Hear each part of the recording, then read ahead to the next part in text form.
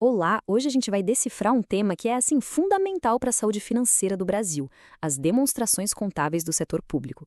Vamos entender juntos três relatórios que mostram exatamente como o nosso dinheiro, o dinheiro público, é gerenciado. E para começar, vamos direto para aquela pergunta que todo mundo já se fez alguma vez na vida. Essa é a famosa pergunta de US$ 1 milhão, não é verdade?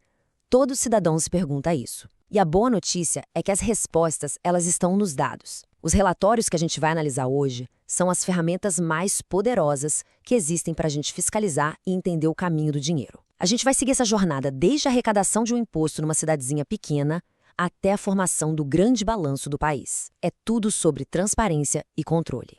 Então esse aqui é o nosso roteiro de hoje. A gente começa com o raio-x geral, depois mergulha na DFC, a demonstração dos fluxos de caixa para seguir a grana.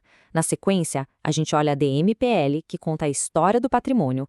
Depois, a gente vê como a consolidação monta esse quebra-cabeça nacional. E por fim, a gente amarra tudo. Vamos lá? Nossa primeira parada, então, é a demonstração dos fluxos de caixa, a DFC. Olha, se tem um lugar para ver sem rodeios, de forma direta, como o dinheiro entrou e saiu dos cofres públicos, é aqui. Pensa nela como se fosse o extrato bancário super detalhado de um órgão do governo. A definição já diz tudo, né? A DFC foca só e exclusivamente em caixa e equivalentes de caixa. Ou seja, é dinheiro na mão e aplicações que viram dinheiro muito, muito rápido. Ela não está nem aí para promessas de pagamento ou recebimentos futuros. O que ela quer saber é o que de fato aconteceu com a grana. A pergunta que ela responde é bem simples: de onde veio e para onde foi cada real? E para organizar essa movimentação toda, a DFC se divide em três grandes grupos. Para ficar fácil de entender, pensa assim. As atividades operacionais são o dia a dia, sabe? O salário que entra, as contas que a gente paga. Já de investimento são as compras grandes, tipo um carro, um imóvel. E as de financiamento são os empréstimos, seja pegando um novo ou pagando um antigo. Essa estrutura ajuda a gente a entender a natureza de cada movimentação de dinheiro. Agora, com o exemplo, o estudo fica mais claro. Olha só, receber imposto é operacional.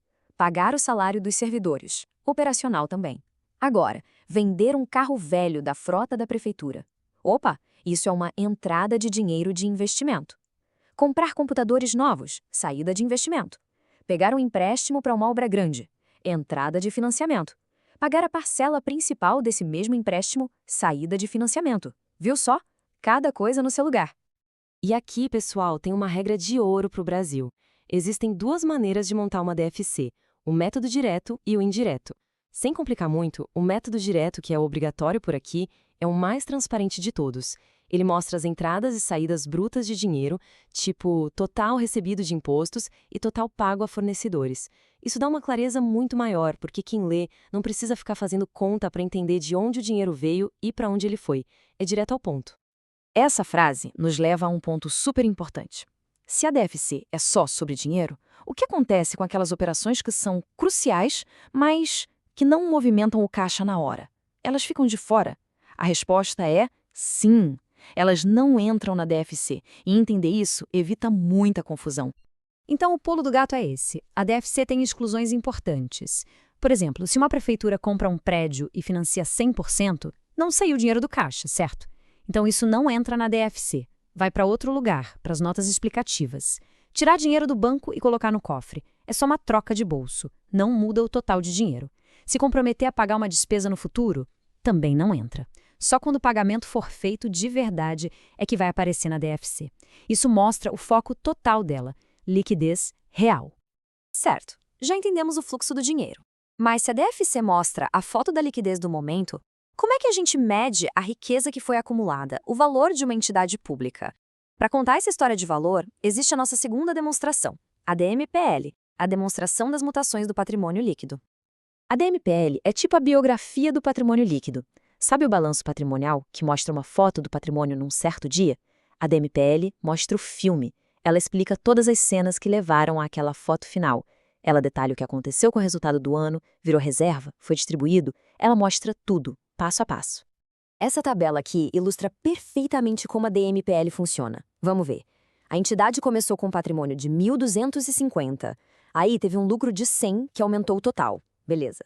Depois, uma parte desse lucro, 50, foi movida de resultados acumulados para reservas. Repara que isso não muda o total do patrimônio, é só uma mudança interna, mas a DMPL deixa isso bem claro.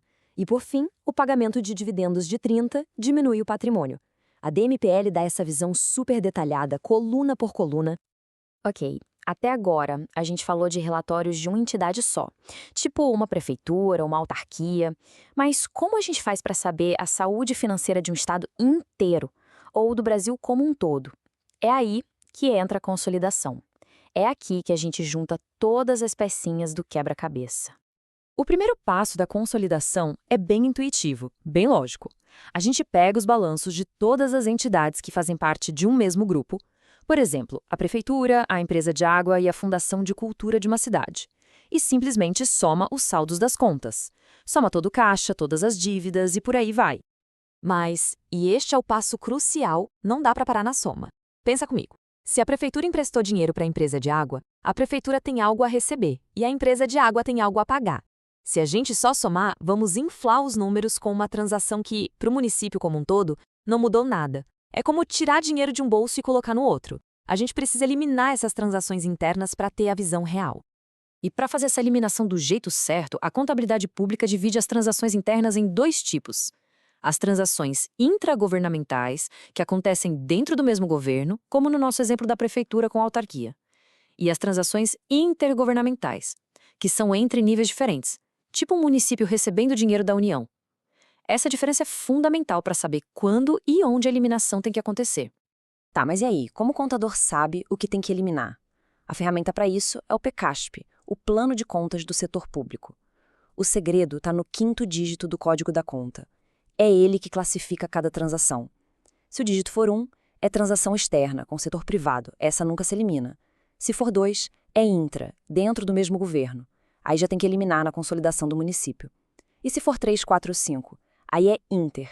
Essa transação continua na conta do município, mas lá na frente, quando o Tesouro Nacional for juntar tudo do Brasil, aí ele é eliminada. É um sistema bem engenhoso para limpar os dados em cada nível. Certo, então a gente viu a DFC, a DMPL e a consolidação. Agora vamos amarrar tudo isso e entender como esses três conceitos juntos nos dão uma visão completa com várias facetas das finanças públicas. O propósito da DFC é um só: liquidez. Ela é o teste de fogo do caixa. Não adianta nada um governo parecer rico no papel se não tiver dinheiro para pagar os salários no fim do mês. A DFC dá essa resposta, preto no branco. Já a DMPL foca no valor, na riqueza que foi sendo construída. Ela conta a história por trás daquele número final do patrimônio líquido. Com ela, a gente vê se o valor da entidade cresceu por causa de uma boa gestão ou por outras razões, como um aporte de capital. E por último, a consolidação. Ela nos dá a visão panorâmica, a visão de cima. Ela tira o foco de uma árvore só e nos mostra a floresta inteira. Sem a consolidação, a gente teria só peças soltas. Com ela, a gente tem um retrato financeiro de uma cidade, de um estado ou da nação. Resumindo então, essas ferramentas trabalham juntas, em equipe. A DFC garante que o governo consegue pagar as contas de hoje. A DNPL mostra se ele está construindo valor para o amanhã. E a consolidação, usando aquela inteligência do 5º dígito do PCA-SP, nos dá o retrato fiel da saúde financeira do país, sem nenhuma distorção. E para a gente fechar, fica aqui um desafio que conecta tudo que a gente conversou. Pensa nessa situação. Uma prefeitura paga uma dívida que ela tem com um banco do seu próprio estado. Como é que essa operação aparece na DFC da prefeitura e na consolidação das contas desse município?